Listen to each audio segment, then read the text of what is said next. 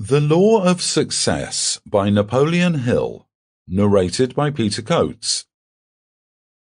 Dedicated to Andrew Carnegie, who suggested the writing of the course, and to Henry Ford, whose astounding achievements form the foundation for practically all of the 16 lessons of the course, and to Edwin C. Barnes, a business associate of Thomas A. Edison, whose close personal friendship over a period of more than 15 years served to help the author carry on in the face of a great variety of adversities and much temporary defeat met with in organizing the course.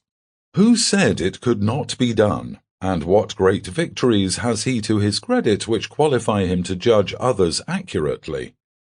A personal statement by the author.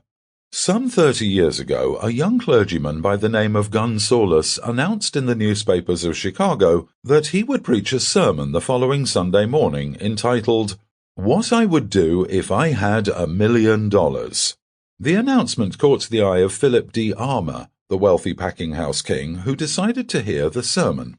In his sermon, Dr. Gunsaulus pictured a great school of technology where young men and young women could be taught how to succeed in life by developing the ability to think in practical rather than in theoretical terms, where they would be taught to learn by doing. "If I had $1 million," said the young preacher, "I would start a school."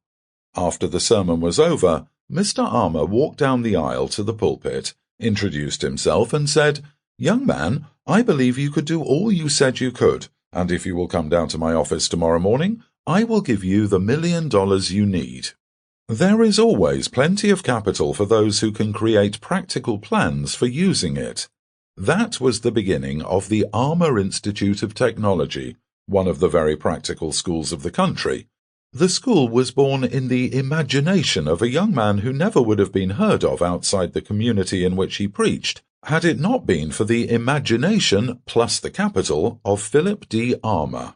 Every great railroad and every outstanding financial institution and every mammoth business enterprise and every great invention began in the imagination of some one person.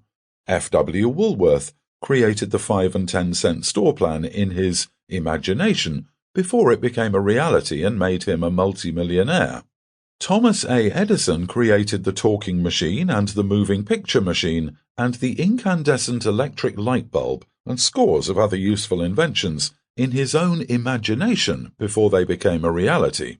During the Chicago fire, scores of merchants whose stores went up in smoke stood near the smoldering embers of their former places of business.